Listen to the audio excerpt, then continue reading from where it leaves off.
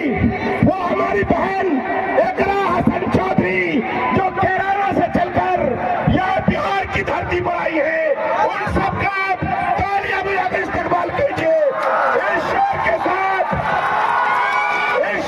साथ आप सबकी तरफ से मैं इनका इस्तेमाल करता हूँ कि न मर्तबे की ख्वाहिश, जो मकाम चाहिए और जो बदल सके जमाना वो निजाम चाहिए। एकरा हसन चौधरी हिंदू मुस्लिम एकता की प्रतीक है। केरला के अंदर जहां से हमारी बेटी चुनाव लड़ी थी और इलेक्शन लड़ी थी, वहां मुसलमानों की तादाद कम थी और हमारे बिरादर वतन हिंदू भाई की तादाद ज्यादा थी, लेकिन तमाम बिरादर वतन ने मिलजुल कर कौमी एकता की धारा की निशानी बनाकर एकरा साहब को 85,000 वोटों से जिताया। इसलिए मेरे दोस्तों वो आ चुकी है। और जो लोग कहते हैं कि बेटी से क्या होता है, एक शेर आपकी नजर करना चाहता हूँ, एक शेर नजर करना चाहता हूँ कि जमाने भर में बढ़ी घर की शान बेटी से, क्या जमाने भर में बढ़ी घर की शान बेटी से, और महकता रहता है दिल का जहान बेटी से, महकता रहता है दिल का जहान बेटी से। और जरूरी ये नहीं कि बेटे से नाम रोशन हो, अरे जरूरी ये नहीं कि बेटे से नाम रोशन हो, मेरे नबी का चला खानदान बेटी से। इसलिए वो बेटी यहाँ आ गई है मुकेश यादव के लिए, तेजस्वी प्रसाद यादव के लिए, जमहूरियत और सेकुलरिज्म की बका के लिए, वो भाईचारा के लिए आई है इस शेर के साथ कि फिरका परस्त कौम का पंजा मरोड़ दो। लोगों सुनो, कि फिरका परस्त कौम का पंजा मरोड़ दो और बातिल की हर कहानी दीवार तोड़ दो। बातिल की हर कहानी दीवार तोड़ दो। अरे माहौल गंदा कर दिया फिरका परस्तों ने, इस गंदगी को किंगो जमन से निकाल दो। और मैं अपने तमाम बिरादर वतन के लिए और अपने भाइयों के लिए एक बात कर रहा हूँ कि ये जो भाजपा के लोग 5-5 किलो अनाज देकर लोगों का जमीन खरीद रहे हैं, उनके लिए कहता हूँ कि भंवर जब भी डुबोएगा,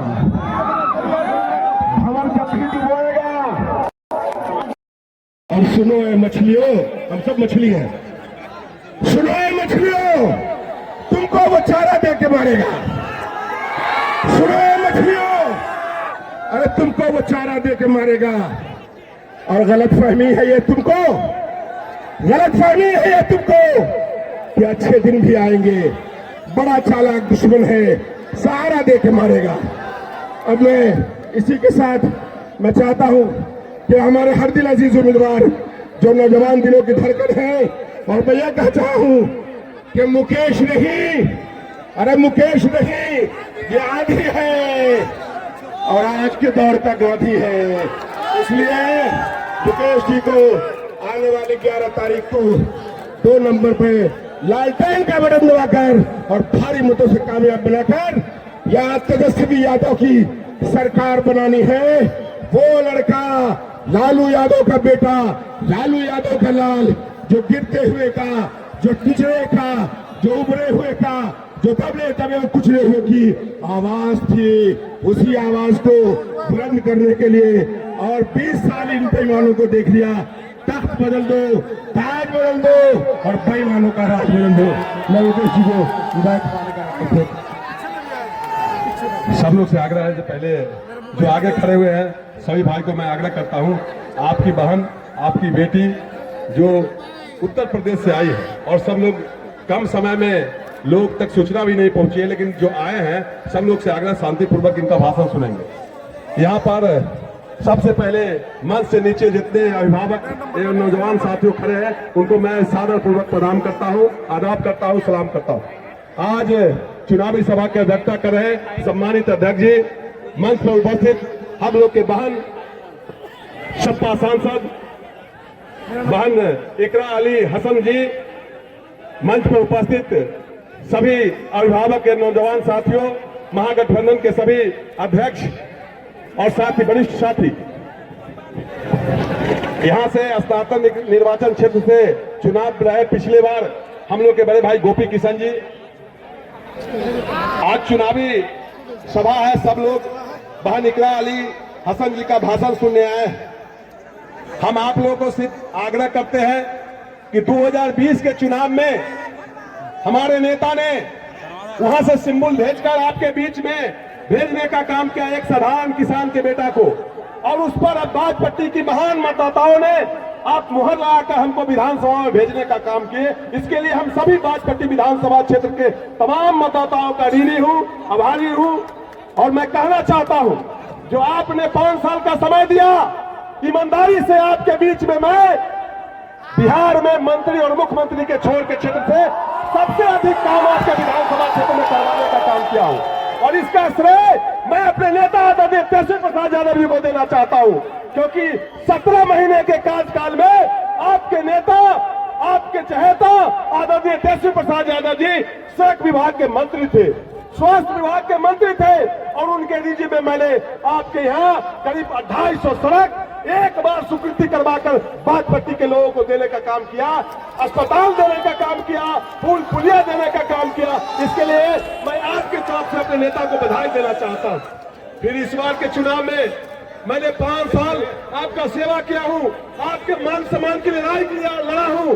मैंने अपने आपके द्वारा दिया हुआ सरकारी आवास जो पटना में दिए हुए हैं, बाजपट्टी ही नहीं, सीतामढ़ी ही नहीं, मैं दावे के साथ कहता हूं पूरे बिहार के लोग आपके दिए हुए आवास पर आते हैं। मैं उनके रहने ठहरने और खाने पीने का व्यवस्था ये छोटा गरीब किसान का बेटा करता है, कभी आपका सम्मान नहीं झुकने देता। इतना ही नहीं, मैं बतलाना चाहता हूं, 243 विधायक मंत्री क्वेश्चन नहीं करते हैं। 243 विधायक में आपका बेटा, आपका भतीजा, आपका भाई पहला विधायक है जो विधानसभा में क्षेत्र की समस्याओं के लिए सबसे अधिक क्वेश्चन करने वाला विधायक आपका बेटा, आपका भतीजा है। मैंने आपका सम्मान हमेशा ऊंचा रखा हूं। फिर आपके नेता ने हम पर भरोसा जताया है, और आप मालिक हैं, जनता मालिक है। मैं अनजाने जाने अनजाने में हमसे कोई गलती हो गई होगी, बोलने में, चलने में, टहलने में, बात करने में, मैं आपसे प्रार्थना करता हूं, कर जोड़कर माफी मांगता हूं। अगर हमसे बोलने में कोई तकलीफ होगी तो आप बेटा भाई समझ के हमको माफ कर दीजिएगा। मैं निश्चित रूप से जो बचे हुए काम है, मैं कब्रिस्तान के बारे में कहता हूँ, पूरे बिहार में कब्रिस्तान की घेराबंदी, 80 कब्रिस्तान की घेराबंदी मैं बाजपट्टी विधानसभा क्षेत्र में करवाने का काम किया, जो आपके प्यार और मोहब्बत से हुआ। मुकेश यादव जिंदाबाद, मुकेश यादव जिंदाबाद। की स्वीकृति करवाया जो आपके नेता आदरणीय तेजस्वी प्रसाद यादव जी थे। मैंने बड़े आरसीसी हाई लेवल पुल, जो 32 हाई लेवल पुल आपके बाजपट्टी विधानसभा क्षेत्र में बनवाने का काम किया। मैंने मंदिर की 4 दिवाली भी मैंने घिरवाने का काम किया। मंदिर जो ट्रस्ट में मंदिर होता है, उसी मंदिर की 4 दिवाली घिरवाती है। निश्चित रूप से कोई न कोई काम बचा हुआ होगा, आप हमको आशीर्वाद दीजिएगा, स्नेह दीजिएगा, प्यार दीजिएगा। जो बचे हुए काम है उसको मैं ईमानदारी से आपको करवाने का काम करूंगा। मैंने आपके बीच कभी विधायक के रूप में मैं क्षेत्र में देखने को नहीं मिला होगा। मैं आपका बेटा, आपका भाई, एक साधारण सिपाही राष्ट्रीय जनता दल के रूप में क्षेत्र में ही मैं देखता हूं। इसलिए सब लोग अपनी बहन, अपनी बेटी को सुनने के लिए आए हैं। उत्तर प्रदेश से हमारी बहन इकरा अली हसन जी आए हैं। हम ज्यादा समय नहीं लेते हैं, ये अपनी संवाद आप तक पहुंचाएंगे। इनकी संवाद जो आए हुए हैं लोग वो सुनेंगे, और अपने नहीं आने वाले लोग तक भी घर घर पहुंचाने का काम करेंगे। जय महागठबंधन, जय राजद, जय तेजस्वी, बाजपट्टी की जनता जिंदाबाद। विधायक कैसा हो, हसीन जिंदाबाद, इकरा हसन जिंदाबाद, इकरा हसन जिंदाबाद। दोस्तों, अब वो घड़ी आ गई है जिसका आपको इंतजार था। अब जिगर थाम के बैठो कि मेरी बारी आई। नहीं तेरा नशेमन कसर सुल्तानी के गुंबद पर। मेरी बहन इकरा, मुजफ्फरनगर को हम पूरी तरह जानते हैं, उनकी पूरी फैमिली को जानते हैं। नहीं तेरा नशेमन कसर सुल्तानी के गुंबद पर, तो शाही है बसेरा कर पहाड़ों की चट्टानों पर। हाँ, हम अपनी जान के दुश्मन को अपनी जान कहते हैं। हम अपनी जान के दुश्मन को अपनी जान कहते हैं और मोहब्बत की इसी मिट्टी को हिंदुस्तान कहते हैं। बहुत बहुत शुक्रिया।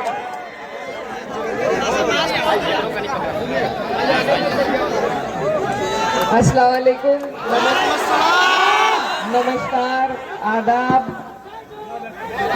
मैं हाफिज अंसार साहब का शुक्रिया अदा करना चाहती हूँ, जिन्होंने बहुत अच्छी बातें आप सबके बीच में कही। बाजपट्टी की जनता, मेरे बड़े बुजुर्गों, भाइयों और बड़ी तादाद में यहाँ पर आई मेरी माएँ बहनें, आप सभी का मैं शुक्रिया अदा करती हूँ कि आप लोग आज यहाँ चुनाव प्रचार के आखिरी दिन अपनी बहन को सुनने के लिए इकट्ठा हुए। इस प्यार का मैं बदल भी नहीं दे सकती, आपका बहुत बहुत शुक्रिया। मंच पर हमारे बीच में उपस्थित आपके विधायक उम्मीदवार और मौजूदा विधायक मुकेश यादव जी, साथ ही में एमएलसी के हमारे गोपी किशन जी जो उम्मीदवार थे आपके यहाँ से, और तमाम इलाके के सभी जिम्मेदार लोग जो मंच पर उपस्थित हैं, आप सभी का भी मैं शुक्रिया अदा करती हूँ, खैर मकदम करती हूँ। जावेद साहब जहाँ भी हैं मेरे नजदीक आ जाएं। तो आप सब लोग आज जिस बात के लिए यहाँ इकट्ठा हुए हैं और हम जिस मकसद के लिए आपके बीच में आए हैं, वो बहुत जरूरी बात मैं आपके बीच में रखने के लिए आई हूँ कि आपका जो चुनाव है, ये आने वाली 11 तारीख को जो चुनाव है आपका, ये बहुत बहुत जरूरी चुनाव है। ये किसी एक विधानसभा का नहीं, ये बिहार की तस्वीर बदलने का चुनाव है, ये आपकी सरकार बदलने का चुनाव है। और न सिर्फ बिहार की बल्कि हिंदुस्तान में अगर करोड़ों लोगों की उम्मीद किसी चुनाव से जुड़ी है तो वो आपके इस बिहार के चुनाव से जुड़ी है, ये मैं आपको यकीन दिलाना चाहती हूँ। हम सब लोग जो दूर दराज के सूबों में बैठे हैं, वो इंतजार कर रहे हैं कि हमारे बिहार के बहन और भाई हमारा बदला लेंगे एक ऐसी सरकार से जो नफरत बोने का काम इस देश में कर रही है। इसकी नफरत ने भाई को भाई से जुदा किया है। इस सरकार को अगर कोई जवाब दे सकता है तो वो आप ही लोग दे सकते हैं। मैं उत्तर प्रदेश से आपके बीच आई हूँ और हमारे उत्तर प्रदेश में पिछले 10 साल से जो सरकार चल रही है, वो क्या क्या कारनामे वहां कर रही है आप अच्छी तरीके से जानते हैं। वहां हम पे इतनी जुल्म और ज्यादती हो रही है कि हम न कुछ बोल सकते हैं, अगर जबान खोली किसी ने तो उस पर झूठे मुकदमे लगाए जाते हैं। हमारे घरों को बुलडोजर से तोड़ा जा रहा है, हमारे ऊपर इतने अत्याचार किए जा रहे हैं, हमें रोजगार से दूर किया जा रहा है, कोई सुविधा हमारे लोगों को नहीं पहुंच पा रही है। और यहाँ तक कि हम अपनी ईद की नमाज भी चैन से नहीं पढ़ सकते। तो ये जो सरकार है भाजपा की, इसने ये दुश्वारी उत्तर प्रदेश में ही नहीं बल्कि पूरे देश भर में चला रखी है। इस दुश्वारी को अगर रोकने का कोई तरीका हमारे पास है, कोई जरिया है, तो वो हर जगह पर इस सरकार को, इस सरकार की जड़ों को, नींवों को खोखला कर कर ही हम वो जरिया अपना सकते हैं। आज आपके यहाँ पर जो सरकार है वो अभी मिली जुली सरकार है। अभी आपने भाजपा का पूर्ण रूप से राज नहीं देखा और मैं नहीं चाहती कि मेरे बिहार के भाइयों पर वो दिन आए कि आपको भी उत्तर प्रदेश की तरह जुल्म और ज्यादती झेलनी पड़े। इसीलिए मैं इतनी दूर से आपके बीच में ये पैगाम लेकर आई हूं कि अगर इस बार हमसे चूक हुई, अगर इस बार भाजपा बिहार जीती, तो अब की बार वो नीतीश जी को मुख्यमंत्री भी नहीं बनाएंगे, वो खुद सत्ता हासिल करेंगे जैसे महाराष्ट्र में उन्होंने किया, और उसके बाद उसी तरीके से यहाँ पर शासन करेंगे जैसे वो उत्तर प्रदेश में कर रहे हैं। मैं आपको डराने नहीं आई, सिर्फ एक बहन बेटी होने के नाते अपना दर्द आपके बीच में रखने आई हूं और आपको आगाह करने आई हूं कि ये सरकार हमारे वोटों के काबिल नहीं है।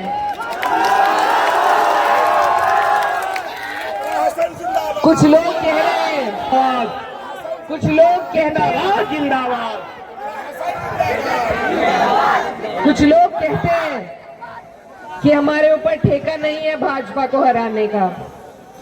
मैं उनसे ये कहना चाहती हूँ कि जब हम हर रोज उत्तर प्रदेश में हम हर रोज जुल्म सह रहे हैं, तो बदला कौन लेगा फिर? अगर हम नहीं लेंगे, हमारी लड़ाई कौन लड़ेगा? इसमें सबसे आगे तो हम ही लोगों को शामिल होना पड़ेगा। और कोई लड़ाई हम अकेले नहीं जीत सकते। हमें एक दूसरे के ढाल की, एक दूसरे के साथ की जरूरत है। हमें 36 बिरादरी, सर्व समाज, सबका सम्मान, तभी ये लड़ाई जीती जा सकती है। हाफिज साहब ने आपको बताया कि जहां से मैं आती हूँ, जिस सरजमी से मैं आती हूँ, वहां पर मेरी कौम की आबादी सिर्फ 30% है, लेकिन वहां के लोगों का ये बड़प्पन है कि उन्होंने फिर भी मुझे अपनी बेटी, अपनी बहन स्वीकार करके सब इतनी कम उम्र में देश की सबसे बड़ी पंचायत में भेजा। आज मेरा फर्ज है कि मैं अपने मुसलमान भाइयों के साथ साथ अपने हिंदू भाई की आवाज उनसे पहले उठाने का काम करूं। इकरा हसन जिंदाबाद, अगर हसन जिंदाबाद। अगर मैं सिर्फ अपनी बात करूं तो वो कोई बात नहीं, अगर आप सिर्फ अपनी बात करें वो कोई बात नहीं। बात तब बनती है जब हम एक दूसरे की बात करें। तो ये जो खूबसूरती हमारे देश की है, ये जो गंगा जमुनी तहजीब है, इसी की हिफाजत हमें करनी है। आज हर जगह जहां भी भाजपा आती है, ये बहुत शातिर पार्टी है।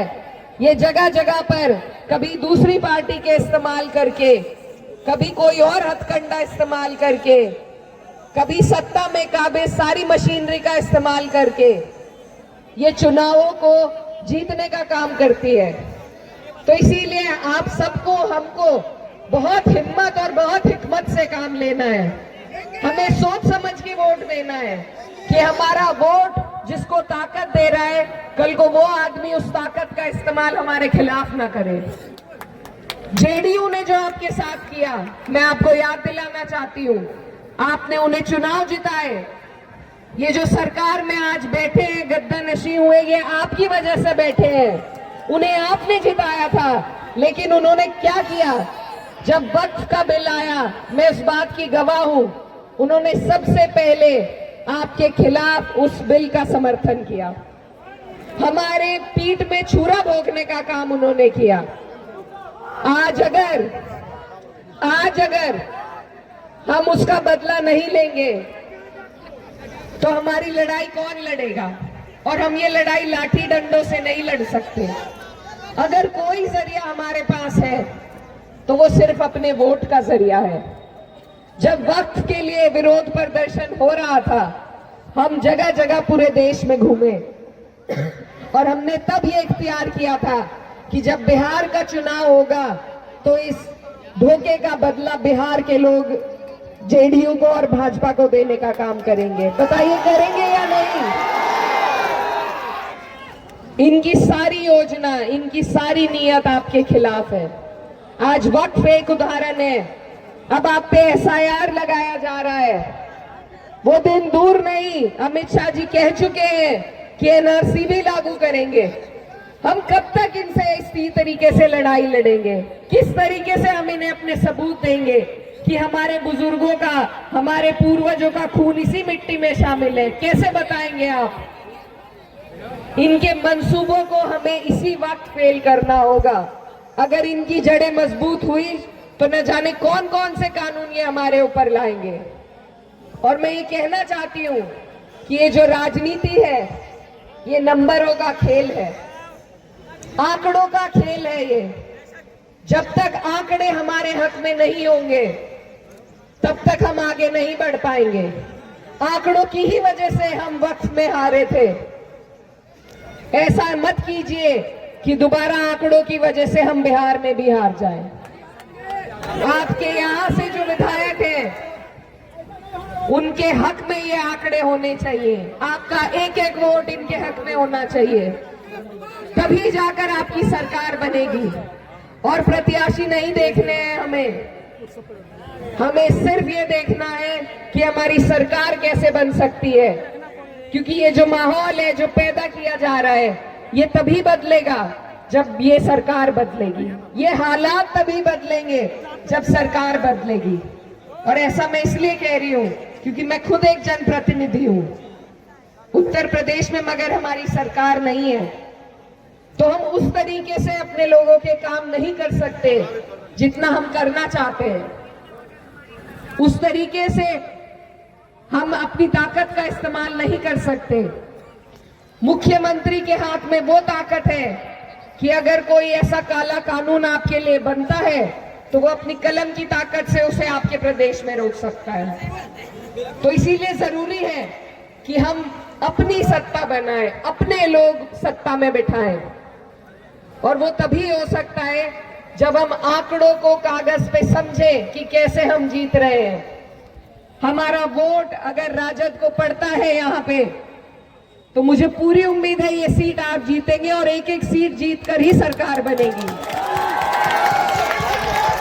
तो आपसे मेरी ये गुजारिश है कि ये जो हमारे देश की खूबसूरती है, हमारे देश का जो संविधान है, जो हमें वोट का अधिकार दे रहा है, जो हमें इस देश में सर उठा के जीने का अधिकार दे रहा है, उसकी लड़ाई अगर आप लड़ रहे हैं तो इस चुनाव के माध्यम से लड़ रहे हैं। और उस लड़ाई को आपको और हमें जीतना है। जीतेंगे या नहीं?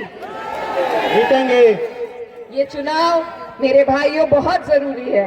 मैं आपके पड़ोस के सूबे से आती हूँ और अपने पड़ोसी का ध्यान रखना आपका फर्ज है। हमारे चुनाव में अभी 1 साल बाकी है, लेकिन आपका वक्त है कि आप वहां हो रहे अपने भाइयों पर हो रहे अत्याचार को याद करें और यहाँ पर जब बटन दबाएं तो वो सारी बातें याद रखें जिस तरीके से ये भाजपा की सरकार जुल्म ढा रही है। आज आपके जो यहाँ से सांसद हैं उन्होंने क्या बात कही थी कि आपका काम नहीं करेंगे, याद है आपको? बहुत अफसोस हुआ था मुझे उनका ये बयान पढ़कर, क्योंकि जब कोई जीतता है उसके लिए कोई धर्म जाति मायने नहीं रखती। पूरी जनता का काम करना उसका फर्ज है। ऐसे लोग जो सत्ता में आ रहे हैं भाजपा के इशारे पर, इन्हें हटाने का, इन्हें जवाब देने का यही वक्त है। और ये वक्त इतना कीमती है कि ये अगर हाथ से निकल गया, कोई चूक हो गई, तो फिर हमें लंबा पछताना पड़ेगा। तो मैं सारी बातों का आपको यही बस एक चीज कहना चाहती हूँ कि आप इन बातों का ध्यान रखें, हिकमत से काम लें, उन्हें चुने जो आपके काम आ सके। और हमारे विधायक जी जिस तरीके से काम कर रहे हैं, जिस तरीके से इन्होंने अपने आवास को आपके लिए खुला कर दिया, जिस तरीके से ये आपकी मदद करते हैं, ऐसे लोगों को अगर हमने बढ़ावा नहीं दिया तो फिर आपके सांसद जैसे लोग ही चुनाव जीतेंगे। ये जो गठबंधन बना है इसमें सभी सेक्युलर सोच के लोग शामिल हैं। दूसरी तरफ नफरत फैलाने वालों का गठबंधन है। अगर आज सारे नेता हमारे लिए एक मंच पर आए हैं हमारा साथ देने के लिए, अगर आज हमने उन्हें मजबूती नहीं दी, उन्हें नहीं जिताया, कल को हम किसके पास शिकायत लेकर जाएंगे? हमारे पास कोई रास्ता नहीं बचेगा। तो इसीलिए इस चुनाव की गंभीरता आप समझिए। पिछले 2 बार से क्योंकि हमारे वोट कुछ कम पड़ रहे हैं, क्योंकि हमारी सीटें कुछ कम हो रही हैं, तो बार बार भाजपा किसी ना किसी हथकंडे का इस्तेमाल करके सत्ता में आ रही है। इस बार आपको पूर्ण बहुमत की सरकार बनानी है और उसके लिए दुगनी ताकत लगनी है। आज आखिरी दिन है, बीच में सिर्फ 1 दिन बाकी है। 11 तारीख को जिस जोश और जज्बे के साथ आप यहाँ खड़े हैं उसको आपको वोटों में भी तब्दील करने का काम करना है, तभी ये लड़ाई जीती जाएगी। अपना एक एक वोट आपको बूथ तक पहुंचाना है। अपनी माए बहनों का एक एक वोट आपको बूथ तक पहुंचाना है। तभी ये लड़ाई जीती जा सकती है। और देखिए, मैं फिर कहती हूँ कि नफरत फैलाने वालों का जवाब अगर किसी तरीके से दिया जा सकता है तो वो भाईचारे की नींव को मजबूत करके दिया जा सकता है। याद रखिए, जब वक्त का बिल आया था हम सिर्फ 24 सांसद थे जो मुसलमान थे, बाकी 208 जो हमारे साथ कंधे से कंधा मिलाकर खड़े हुए वो हमारे हिंदू भाई थे।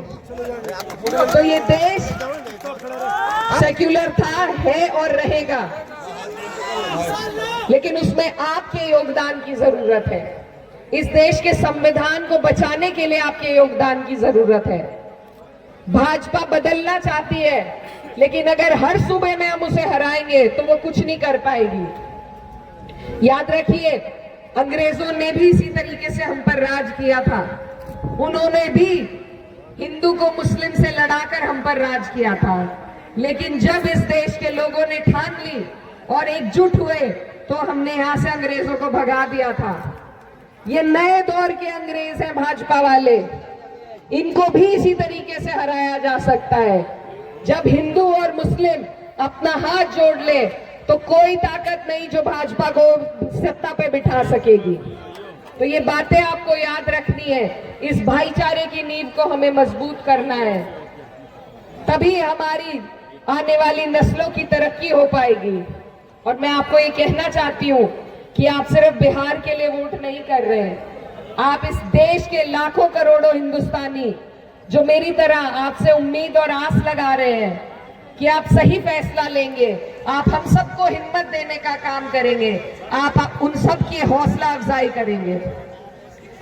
मैं इतनी दूर से, मेरा कोई लालच नहीं है, मेरा इस चुनाव से कोई लालच नहीं है, मेरी पार्टी भी नहीं लड़ रही, लेकिन हमारी पार्टी आदरणीय अखिलेश यादव जी के आदेश पर और अपनी जिम्मेदारी समझते हुए मैं आपके बीच आई, ताकि आप लोग अपने ऊपर से इस नापाक सरकार को हटा सके। तो हटाएंगे या नहीं? और मैं आपसे वादा करती हूँ कि जो हौसला उस जीत से हमें मिलेगा, उसी के बल पर अगले साल जब हमारे यहाँ चुनाव आएगा, हम आपकी मिसाल देकर, हम बिहारी भाइयों की मिसाल देकर उत्तर प्रदेश में भी इस सरकार को हटाने का काम करेंगे। ये धरती हमेशा क्रांतिकारी धरती रही है।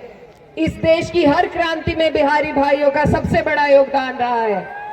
और अगर भाजपा को हराने की क्रांति कहीं से चल सकती है, मुझे बस यही उम्मीद है कि मेरे बिहारी भाई ही उसे चला सकते हैं। तो ये सारी उम्मीदें लाखों करोड़ों हिंदुस्तानियों की आपके साथ है। आपको बस एक काम करना है, चुपचाप अपनी सरकार बनानी है, अपना मुख्यमंत्री बनाना है और मुंह तोड़ जवाब देना है भाजपा की सरकार को। मैं जाते जाते आपके बीच से अपने बड़े भाई मुकेश यादव जी के लिए आपसे आग्रह करती हूँ, आपसे विनती करती हूँ कि अपना एक एक वोट लालटेन पर देकर इन्हें यहाँ से जिताने का काम कीजिए। आने वाली 11 तारीख है और हम सब आपकी तरफ आस की निगाहों से देख रहे हैं। पहले तालीम से तुम मोड़ दिए जाओगे, पहले तालीम से तुम मोड़ दिए जाओगे, फिर किसी जुर्म से तुम जोड़ दिए जाओगे। हाथ से हाथ की जंजीर बनाकर निकलो, वरना धागे की तरह तोड़ दिए जाओगे। तो बात को याद रखते हुए आने वाली 11 तारीख को बिहार की तस्वीर बदलने के लिए और हिंदुस्तान की तकदीर बदलने के लिए अपना एक एक वोट महागठबंधन की सरकार बनाने के लिए दीजिए।